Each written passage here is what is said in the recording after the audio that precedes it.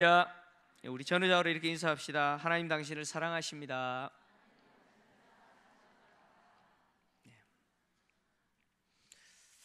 네, 오늘도 이 예배를 통해서 하나님이 여러분들을 얼마나 사랑하시는지, 나를 얼마나 사랑하시는지 그 하나님의 사랑을 눈으로 보고 또 귀로 듣는 시간 되기를 주의 이름으로 축원합니다. 체포당하신 예수님은 대제사장 안나스와 가야바에 이어서 산헤드린 공회에 의해서 재판을 받으셨습니다. 산헤드린 공회는 예수가 자칭 하나님의 아들이다라고 주장하는 것으로 신성 모독죄를 범했다라고 생각했고, 예수는 사형 판결받기에 충분하다라고 판단을 했습니다. 그러나 예수를 사형시키는 데 있어서 유대법에는 사형할 수가 없었습니다. 로마가 통치하는 가운데 유대법에 의하면 성전 내에 금지 구역에 침입한 자와 간음한 자를 돌로 쳐서 죽이는 이 사형 외에는 어떤 사람도 사형할 수가 없었습니다. 이 두 가지 외에는 사형할 수가 없었습니다. 그래서 예수를 사형시키기 위해서는 반드시 로마가 괴체하는 법정에 세워서 사형 판결을 받도록 해야 했습니다. 그래서 오늘 1절을 보면 무리가 다 일어나서 라고 시작하는데, 이 무리는 산헤드린 공회를 이야기합니다. 이들이 일어나서 빌라도의 법정에 예수를 고소하기 위해서 이제 산헤드린 공회를 출발합니다. 산헤드린 공회의 의장은 대제사장입니다. 당시 대제사장이 누굽니까? 가야바죠. 가야바. 그런데 이 대제사장은요, 누가 임명하냐면 해마다 이 로마의 총독이 임명합니다. 그러니까 유대인들이 임명하는 게 아니에요. 지가 되고 싶다고 되는 거 아닙니다. 로마 총독이 매년 대제사장을 임명합니다. 그러니까 가야바인 경우는 누가 임명했느냐? 로마 총독인 빌라도가 임명했습니다. 심지어 빌라도는 무려 10년 동안 가야바를 대제사장으로 임명을 했습니다. 그러니까 10년 동안 대제사장으로 임명을 했어요. 그러면 모르긴 몰라도 가야바와 빌라도인 로마 총독인 빌라도와의 관계가 여러분 친밀하겠어요? 친밀하지 않겠어요? 뭘 그걸 또 물어봅니까? 10년 동안 나를 임명했는데 사람인데 얼마나 친밀하겠어요?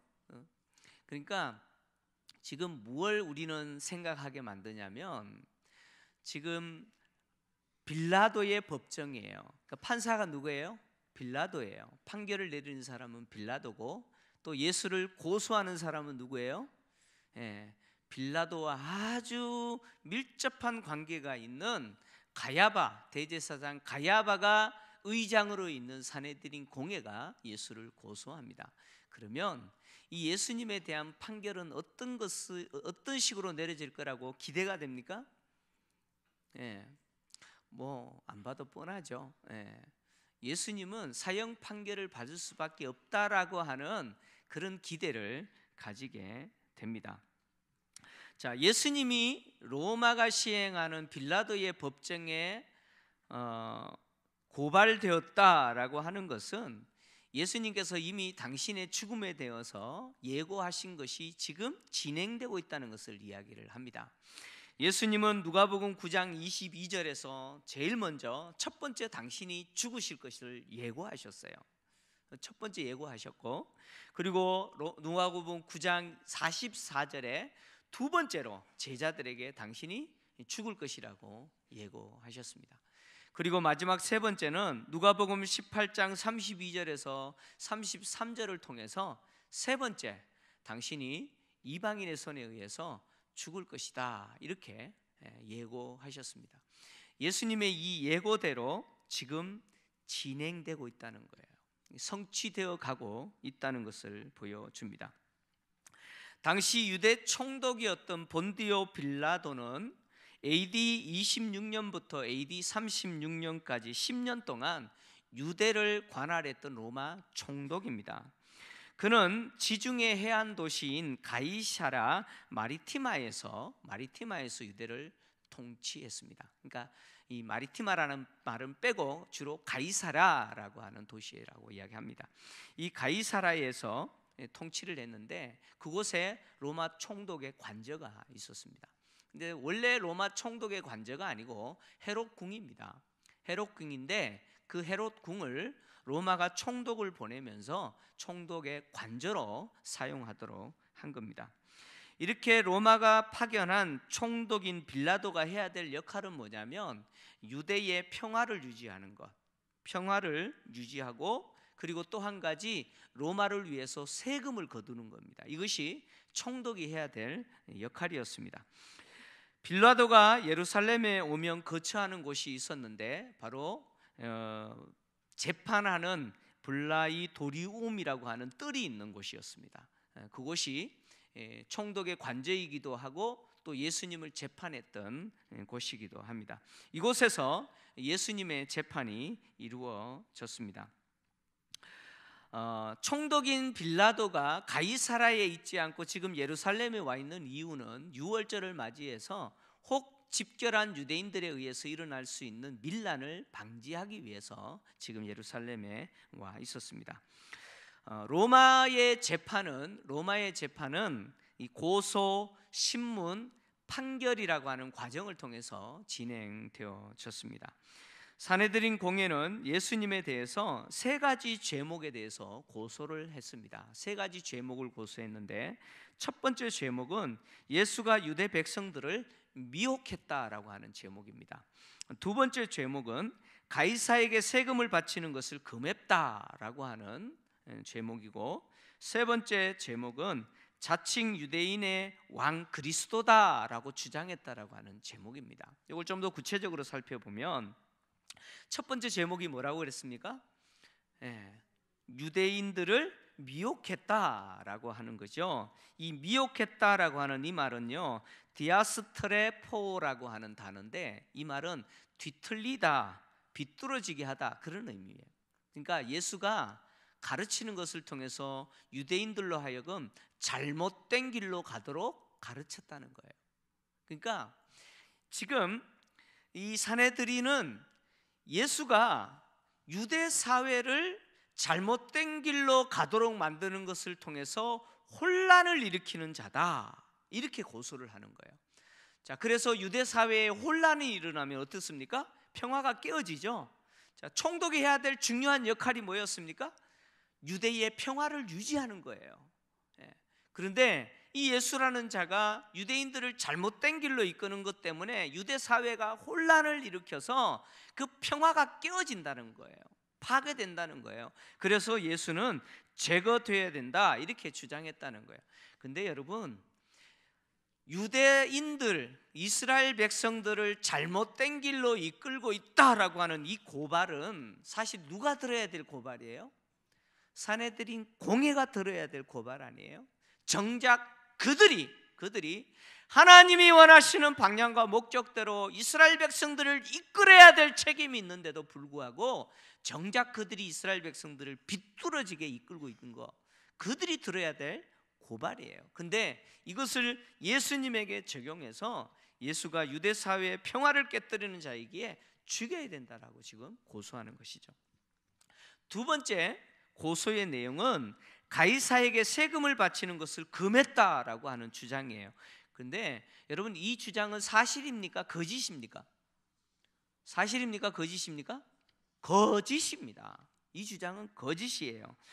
산헤드린은요, 로마법의 사형 판결을 받도록 지금 인위적으로 거짓된 이 고소를 하고 있는 것입니다. 빌라도의 역할이 뭡니까? 세금을 거두는 거예요. 평화를 유지하고 세금을 징수하는 것인데 빌라도는 유대인들에게 세금을 거두어서 세 가지 목적으로 사용했어요. 첫째는 치안을 유지하는 목적으로 사용했고, 두 번째는 로마의 경비대를 운영하는 데 사용했습니다. 그리고 세 번째 어떤 목적으로 사용했느냐면 로마가 자랑하는 게 하나 있죠. 공중 목욕탕. 아주 유명합니다. 로마의 유명한 것이 공중 목욕탕이에요. 공중 목욕탕을 지원하는 일에 이 세금을 사용했습니다. 근데 만약 예수가 유대인들에게 세금을 절대로 바치면 안 된다, 절대 로마에 세금 바치지 마라 라고 세금 바치는 것을 금했다면, 이건 세금을 거두어야 될 빌라도에게 있어서 예수라고 하는 존재는 어떤 사람입니까? 자기에게 해를 가하는 존재라는 거예요. 그래서 빌라도에게 있어서 예수는 제거돼야 될 인물인 것이죠. 그래서 유대인들이, 지금 사내들인 공회가 예수님은 로마에 세금 바치는 것을 금했다라고 지금 고소를 하는 겁니다. 근데 이것은 거짓이죠. 사실 사내들인 공회가 예수를 죽일 빌미를 찾기 위해서 이 질문을 한 적이 있어요. 가이사에게 세금을 바치는 것이 가합니까? 불가합니까? 라고 예수님께 질문했어요. 그때 예수님께서 안 된다, 바쳐라 이렇게 말씀하지 않고 어떻게 대답하세요? 가이사의 것은 가이사에게, 하나님의 것은 하나님께 바쳐라 라고 이렇게 대답하셨어요. 이 대답은 과거에 제가 설교했어요. 이 대답의 핵심은 뭐예요? 가이사에게 세금 바치는 거 금해라 라고 한 겁니까? 아닙니다. 그 이야기 아니에요. 예수님은 가이사에게 세금 바치는 거 그거 허용했어요. 그러니까 지금 이들이 예수님이 가이사에게 세금 바치는 것을 금했습니다 라고 하는 이 주장은 거짓말이라는 거예요. 그러니까 지금 사내들인 공회가요, 예수를 죽이려고, 예수를 죽일 수만 있다면 뭐예요? 거짓말도 만들어내는 거예요. 이게 사내들인이에요. 세 번째, 이들이 예수를 고소한 내용이 뭐냐면 자칭 유대인의 왕 그리스도다라고 주장했다는 거예요. 이 주장은 상당히 중요한 주장입니다.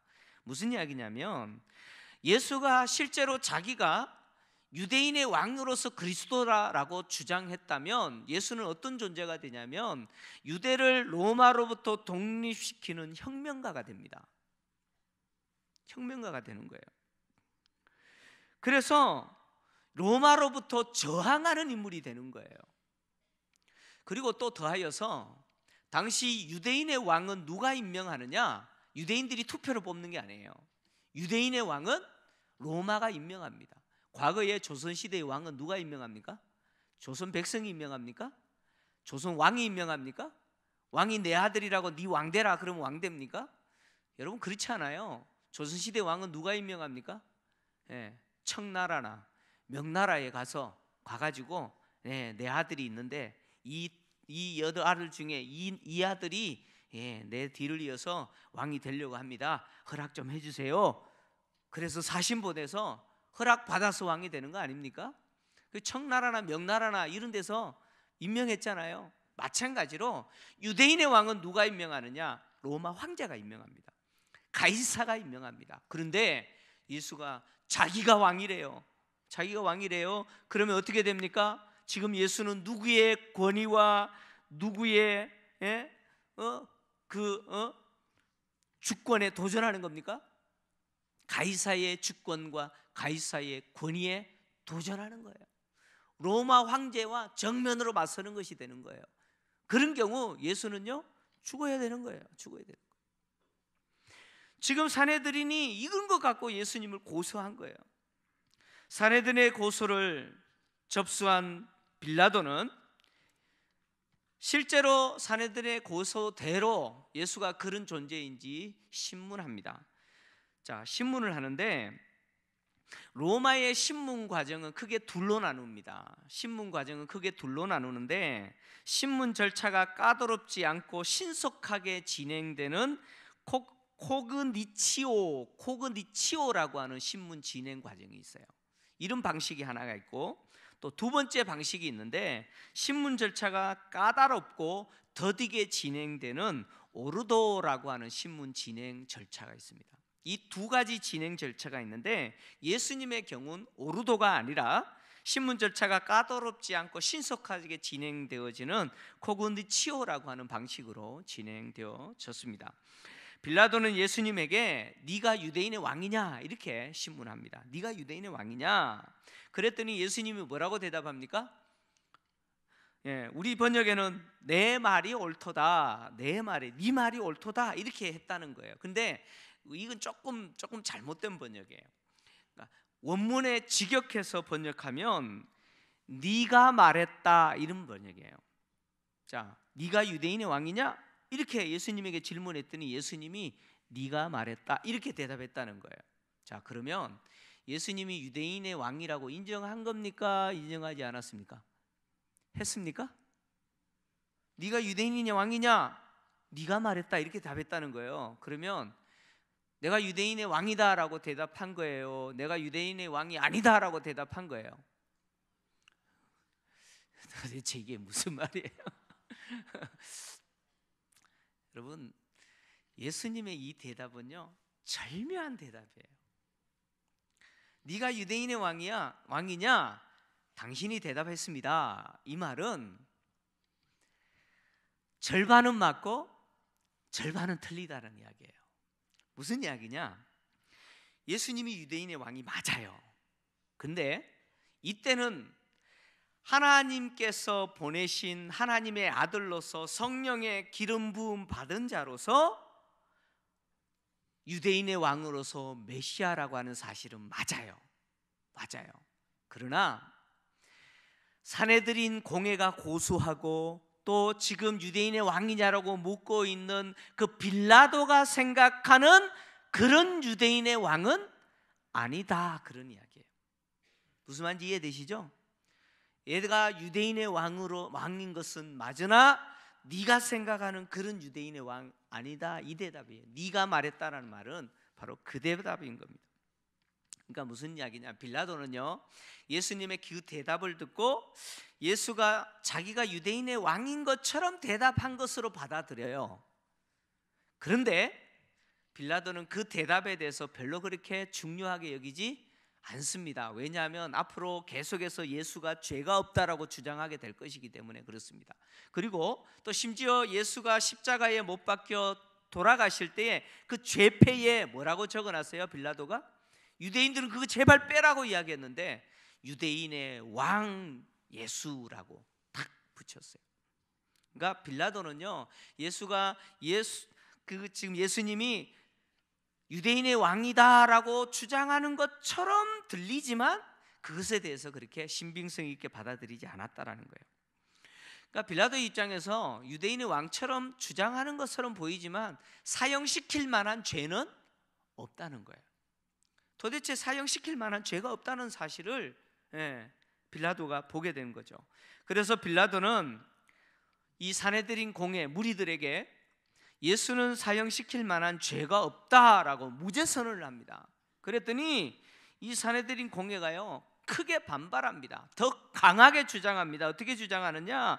이 예수가 온 유대를 가르치고 갈릴리에서부터 시작해서 이 예루살렘 여기까지 와서 가르쳤다. 이 무슨 말이냐? 이 예수라는 이 인간이 유대 사회 전체를 지금 뭐예요? 혼란스럽게 만들었다는 거예요. 이 혼란을 어디서부터 시작해서요? 갈릴리에서부터 시작해서 지금 여기 예루살렘까지 계속해서 이 일을 하는 것으로 유대 사회를 지금 뭐예요? 혼란에 빠뜨리고 있다, 이렇게 이야기를 했습니다. 그래서 예수는 반드시 어떻게 해야 된다고요? 죽여야 된다. 그렇게 주장한 겁니다. 예수님을 죽이기 위해서 몸부림치고 있는 이 산헤드린 공회와는 달리요 빌라도의 입장에서 봤을 때 예수는 죽일 이유가 없어요. 그러니까 죽일 죄가 없다는 거예요. 없어요. 그래서 본인은 예수를 놓아주고 싶어요. 그렇죠? 무죄이기 때문에 무죄 석방하고 싶은데 문제는 뭡니까? 이 산헤드린 공회가 반발합니다. 강하게 반발해요. 죽여달라고 아우성칩니다. 그러니까 산헤드린 공회의 요구대로 예수를 십자가, 예를 들면 사형 원도를 내리게 되면 문제가 뭡니까? 죄 없는 자를 자기가 어떻게 한 거예요? 자기가 죽이게 되는 오명을 자기가 다 담당해야 돼요. 그러니까 이건 참 골치 아픈 문제예요. 그러니까 빌라도의 입장에서는 어떻게든 이 골치 아픈 문제에서 자기가 벗어나고 싶은데 마침 그 산헤드린 공회의 입을 통해서 무슨 이야기가 나오냐면 갈릴리에서부터 시작해서라는 말이 탁 나오니까 이 사람 갈릴리 출신이냐? 라고 딱 판단했다는 거예요. 그래서 네가 갈릴리 출신이냐 물었다는 거예요. 자, 이 예수님이 갈릴리 출신이라는 것이 왜 중요하냐면 당시 로마법에 의하면 총독이 재판할 수 있지만 또 각 지역을 통치하고 있었던 분봉 왕들이 있어요. 그 왕들도 재판할 수가 있었어요. 그러니까 이 교활한 정치가였던 빌라도는요, 자기가 이 골치 아픈 문제에서 빠져나올 수 있는 기회가 생긴 거예요. 그래서 갈릴리 사람인지 확인하고 갈릴리를 통치했던, 갈릴리와 요단 동편 베레아 지역을 당시 통치했던 이 헤롯에게 이 재판 문제를 어떻게 합니까? 넘겨버리는 거예요. 그러니까 빌라도의 생각은 이 골치 아픈 문제에 있어서 최소한 나중에 혹시 예수에 대해서 사형 판결을 내리게 되더라도 그 과정에서 누가 개입한 것으로? 헤롯이 개입한 것으로. 그래서 헤롯이 사형 판결을 내렸기 때문에 내가 사형 판결 내린 것이다, 이런 식으로 재판을 이끌어 가려고 계획했다는 거예요. 그래서 예수님을 누구에게 토스하느냐? 헤롯에게로 보내버립니다. 빌라도가 예수를 넘기고자 한 그 헤롯은요, 바로 헤롯 대왕의 아들 헤롯 안티파스입니다. 흔히 헤롯 안디바라고 일컬어집니다. 헤롯 안티파스인데 이 사람은 누구냐? 이 사람은요, 세례 요한을 목베어 죽인 자입니다. 세례 요한을 목베어 죽인 자인데 이 헤롯이 주로 거처하고 있었던 곳이 이 갈릴리 호수 옆에 있었던 도시 디베랴라고 하는 도시입니다. 디베랴라고 하는 도시인데 이 디베랴는 이 헤롯이요, 이 티베리우스 로마 황제를 위해서 건설한 도시입니다. 그 도시에서 주로 통치를 했는데 이 헤롯이 디베랴에 있지 않고 지금 예루살렘에 있는 이유도 빌라도와 똑같습니다. 유월절을 맞이해서 집결한 유대인들에게 의해서 혹시 밀란이 일어나지 않을까 하는 염려 때문에 지금 예루살렘에 와 있었습니다. 예루살렘에 있는 헤롯의 관저는요, 빌라도의 관저에서 약 걸어서 10분 정도 거리입니다. 그러니까 예루살렘 서쪽에 위치해 있었습니다. 그리고 이 헤롯 안티파스는요, 예수를 정말 보고 싶었어요. 누가복음 9장 7절에서 9절을 좀 보겠습니다. 누가복음 9장 7절에서 9절 같이 한번 읽겠습니다. 시작. 분봉왕 헤롯이 이 모든 일을 듣고 심히 당황하니 이는 어떤 사람은 요한이 죽은 자 가운데서 살아났다고도 하며 어떤 사람은 엘리야가 나타났다고도 하며 어떤 사람은 옛 선지자 한 사람이 다시 살아났다고도 함이라. 헤롯이 이르되 요한은 내가 목을 베었거늘 이제 이런 일이 들리니 이 사람이 누군가 하며 그를 보고자 하더라. 이 헤롯이 헤롯 안티파스예요. 네, 이 헤롯이 지금 예수를 보고 싶은 이유가 뭐냐면 예수님이 12명의 제자를 보내어서 귀신을 내어쫓고 병자를 고치는 것으로 복음을 전하도록 보냈어요. 그랬더니 제자들이 가는 곳마다 이적이 일어나고 병자들이 병이 낫고 귀신이 쫓겨나고 이런 사건들이 있었던 거예요. 그러니까 유대 사회에서 이것이 굉장히 이슈가 되었고 그 이야기를 누가 들었어요? 헤롯이 들었다는 거예요. 근데 사람들이 헤롯에게 그 이야기를 하면서 예수님에 대해서 이야기하면서 뭐라고 이야기하냐면 세례 요한이 다시 살아났다라고 말하는 사람도 있고 또 심지어 그분은 엘리야다라고 말하는 사람도 있고 옛 선지자 중에 한 사람이 다시 살아났습니다라고 말하는 사람도 있었다는 거예요. 그래서 헤롯의 입장에서 이 기적과 또 놀라운 일을 행하는 이 예수라는 사람이 도대체 어떤 사람인지 만나보고 싶었어요. 보고 싶었어요. 그런데 마침 이 헤롯이 누굴 만났어요? 예수님 만났다는 거예요. 그래서 오늘 본문을 보시면 헤롯이 예수님 만나고 얼마나 기뻐했는지 몰라요. 근데 왜 기뻐했어요? 이유가 뭐예요? 오늘 본문은 뭐라고 이야기합니까? 헤롯이 예수님을 만나고 그렇게 기뻐했던 이유가 뭐예요? 예수를 영접하기 위해서요? 아니에요. 헤롯이 예수를 기뻐했던 이유가 뭐냐면 궁금했어요. 어떻게 저 사람의 손에 의해서 귀신이 내어 쫓기고 병자가 고쳐지고 막 이적이 일어나는지 너무 궁금했어요. 그래서 그는 예수를 만나면 그거 한번 보고 싶은 거예요. 예수의 손에서 일어나는 그 이적 보고 싶은 거예요. 그래서 어떻게든 예수님을 통해서 이적 한번 일어나는 거 보고 싶어가지고 여러 말로 집요하게 뭐예요? 질문하고 이적을 행하도록 유도했습니다. 그러니까 헤로데에게 있어서 예수는 누굽니까? 누구예요? 헤로데에게 있어서 예수는 누굽니까? 이적 보고 싶은 그의 호기심을 충족시켜줄 대상에 불과했어요. 교활한 정치가였던 빌라도에게 있어서 예수는 누굽니까? 골치 아픈 인물이죠. 그렇잖아요. 빌라도에게 있어서 예수는 골치 아픈 사람일 뿐이에요. 여러분들에게 있어서 예수는 누구예요? 여러분, 지금도요, 수많은 사람들은 예수님에게 있어서 예수를 희롱하고 자기의 호기심을 충족시킬 줄 대상에 불과한 사람. 여러분, 헤롯은 그렇게 예수님을 보고 싶었고 지금 보고 있지만 그에게 있어서 예수는 자신의 그 호기심을 채워줄 대상일 뿐이었어요. 그런 헤롯에 대해서 예수는요, 한마디도 하지 않습니다. 여러 말로 묻고 어떻게든 이적을 행하도록 유도하지만 예수는 전혀 반응하지 않아요. 여러분, 산헤드린 공회나 그리고 빌라도의 법정에서 예수님은 당신이 말을 하셨어요. 그러나 헤롯에게는 한마디도 하지 않았어요. 헤롯은요, 예수님의 이 태도에 대해서 실망합니다. 그렇게 보기를 원했고 볼 줄 알았던 그 이적, 예수님이 아무런 반응도 하시지 않는 것 때문에 실망합니다. 헤롯이 이렇게 실망하고 있을 때 대제사장들과 서기관들은요, 어떻게 합니까? 맹렬하게 예수를 고소합니다. 여기 맹렬하다라고 하는 말은요, 마치 이런 거예요. 요즘 촛불 집회 아시죠? 태극기 집회 아시죠? 여러분, 그 함성 들으면 재판관들이 부담돼요, 안 돼요? 안 됩니까? 되겠죠?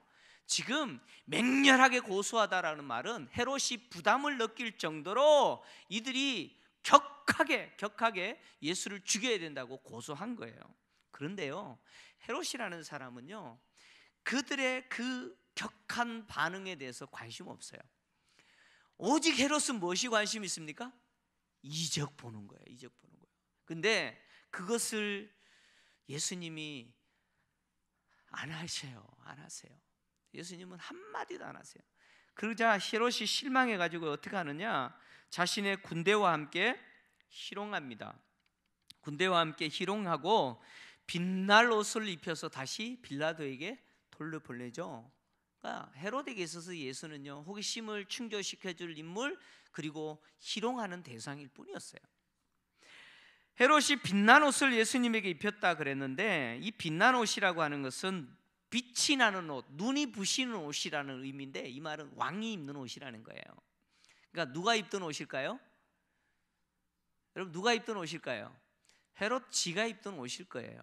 그러니까 유대인의 왕인 헤롯이 자기가 입던 옷을 지금 예수님께 입혔다는 거예요. 그래서 학자들 가운데는 토가 칸디다, 이거 뭐 말이 어려운데요, 이 헤롯이 입었던 옷인데 토가 칸디다라고 하는 그 옷을 입혔을 거다, 이렇게 학자들은 이야기합니다. 이건 뭐 중요한 건 아닌데, 어쨌든 헤롯은 그래, 네가 유대인의 왕이야, 그리고 놀리면서 그 옷을 입혀가지고 누구에게 돌려보냈다는 거예요? 빌라도에게 다시 돌려보냈다는 거예요. 조롱했다는 겁니다. 누가는 헤롯과 빌라도가 전에는 원수였으나 예수를 신문하는 이 과정, 이 시점에서 친구가 됐다라고 이야기합니다. 헤롯과 빌라도가 어떻게 적대적인 관계가 됐는지 모릅니다. 근데 학자들은 몇 가지를 이야기하는데, 두 가지 정도 제가 좀 말씀드리면, 누가복음 13장 1절을 보면 이 빌라도가요, 헤롯의 통치 구역인 갈릴리에 살고 있는 몇 사람의 피를 그들의 제물에 섞어버렸던 일이 있었어요. 이 말이 뭐냐면, 빌라도가 헤롯의 관할 구역인 갈릴리 지역 사람을 학살했다는 거예요. 이것 때문에 헤롯 입장에서는 자기 관할 구역에 있는 사람을 누가 학살한 거예요? 빌라도가 학살한 거잖아요. 이것 때문에 헤롯과 빌라도의 관계가 적대적인 관계가 됐다라고 말하는 학자도 있어요. 또 하나의 이유는 뭐냐면 로마의 입장에서 헤롯보다 빌라도가 권력이 더 커요. 계급이 더 높아요. 위치가 더 높은 사람이에요. 그래서 빌라도가 자기가 헤롯보다 더 높은 권력을 가지고 있다라는 이것을 이용해서 어떤 짓을 하냐면 예루살렘에 있는 헤롯 궁에 로마의 방패를 걸어놓도록 지시를 합니다. 근데 로마의 방패에는 무엇이 새겨져 있냐면 우상의 신상이 새겨져 있어요. 그러니까 이것은 유대인들에게 있어서 있을 수도 없는 이야기예요. 하나님의 거룩한 도성인 예루살렘에, 그리고 거룩한 하나님의 성전이 있는 그 예루살렘 성 안에 우상의 신상이 새겨져 있는 방패가 들어온다? 그건 있을 수가 없는 거예요. 그런데 빌라도가 헤롯에게 그것을 지시했다는 거예요. 너 궁전에 그거 걸어놓으라는 거예요. 그래서 유대인들이 이것 때문에 그 당시 로마 황제였던 디베로에게 사신을 보냅니다. 사신을 보내가지고 이렇게 말도 안 되는 짓을 할 수 있냐고 항의를 합니다.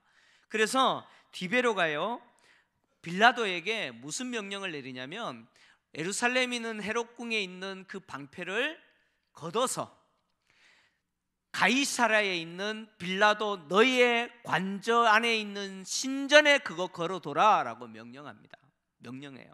그러니까 빌라도의 입장에서 자기의 권력을 과시한 거죠. 헤롯에게. 이 관계 때문에 틀어졌다는 거예요. 어쨌든 빌라도의 입장에서는 헤롯과 좀 화해할 수 있는 기회가 필요했어요. 근데 마침 예수를 재판하는 이 과정에서 뭐예요? 이것을 사용했다는 거예요. 그래서 자기가 재판해도 되는데 그 재판을 누구에게 넘겨주는 거예요? 마치 헤롯에게 재판을 넘겨주는 것처럼, 배려하는 것처럼 해서 헤롯과 화해를 시도했다는 거예요. 근데 사실은 뭐예요? 이 골치 아픈 문제를 누구에게 넘긴 거예요? 헤롯에게 떠넘긴 거잖아요. 자, 사내들인과 로마의 총독 본디오 빌라도, 그리고 로마가 임명한 헤롯까지 예수를 죽이는 일에 모두 지금 하나가 되고 있어요. 비록 빌라도나 헤롯은 예수를 죽일 죄가 없다라고 하는 사실, 예수를 죽일 죄를 찾지 못했지만 그럼에도 불구하고 예수를 죽이는 일에 이르는 동조합니다.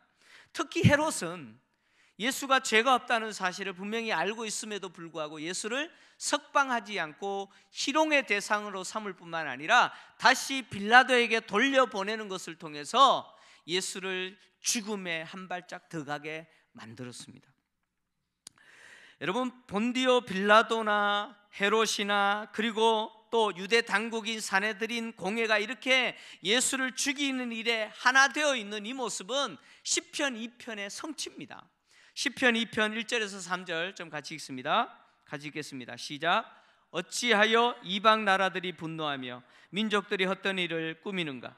세상의 군왕들이 나서며 관원들이 서로 꾀하여 여호와와 그의 기름 부음 받은 자를 대적하며 우리가 그들의 맨 것을 끊고 그의 결박을 벗어버리자 하는도다. 이 시편 2편 다윗의 시인데 이 시편 2편이 성취되었다는 거예요. 이것은 사도행전에 보면 베드로가 이 구절을 인용하면서 예수님의 십자가 죽음이 이것의 성취라고 이야기합니다. 사도행전 4장 25절에서 28절 보면 베드로가 이렇게 기록하게 합니다. 또 주의 종 우리 조상 다윗의 입을 통하여 성령으로 말씀하시기를 어찌하여 열방이 분노하며 족속들이 헛살을 경영하였는고 세상의 군왕들이 나서며 관리들이 함께 모여 주와 그의 그리스도를 대적하도다 하신 이로소이다. 과연 헤롯과 본디오 빌라도는 이방인과 이스라엘 백성과 합세하여 하나님께서 기름 부으신 거룩한 종 예수를 거슬러 하나님의 권능과 뜻대로 이루려고 예정하신 그것을 행하려고 이 성에 모였나이다. 여러분, 사내들이는 예수를 죽일 수만 있다면 거짓도 일삼습니다. 빌라도와 헤롯은 예수를 죽일 죄가 없음에도 불구하고, 죽일 죄가 없다는 사실을 알고 있었음에도 불구하고 예수를 놓아주지 못합니다. 무슨 이야기냐? 예수는 죄가 없으셨다는 거예요. 빌라도도 증명하고 헤롯도 증명한다는 거예요. 그런 죄가 없인 예수님이 그 재판에서 한 번도 나는 죄가 없다라고 주장하지 않으셨다는 거예요. 여러분, 왜 예수님이 죄가 없음에도 불구하고 죄 없다라고 당신을 무죄 석방해달라고 주장하지 않으셨을까요? 이유가 뭘까요? 바로 주님은 죄가 없으셨지만 우리 죄 문제 해결하려고, 저와 여러분의 죄 문제 해결하려고, 우리를 구원하시기 위해서 죽음을 향하여 뚜벅뚜벅 걸어가고 계시는 거예요. 여러분, 사순절을 맞이해서 하나님이 나를 향하여 얼마나 사랑하고 계시는지 십자가를 향하여 뚜벅뚜벅 걸어가시는 이 주님의 모습을 보시면서 하나님의 사랑을 회복하시기를 바랍니다. 주님이 얼마나 나를 사랑하시고 주님이 왜 십자가를 향하여 가셨는지, 왜 죽음을 마다하지 않고 기꺼이 그 죽음을 받아들이셨는지, 그것은 내 죄 문제 해결하시고 나를 구원하시기 위한 하나님의 사랑이셨다는 사실을 기억하시기 바랍니다. 이 사랑에 감격하고 이 은혜를 회복하는 저와 여러분 되기를 주의 이름으로 축원합니다. 하나님 아버지, 감사합니다.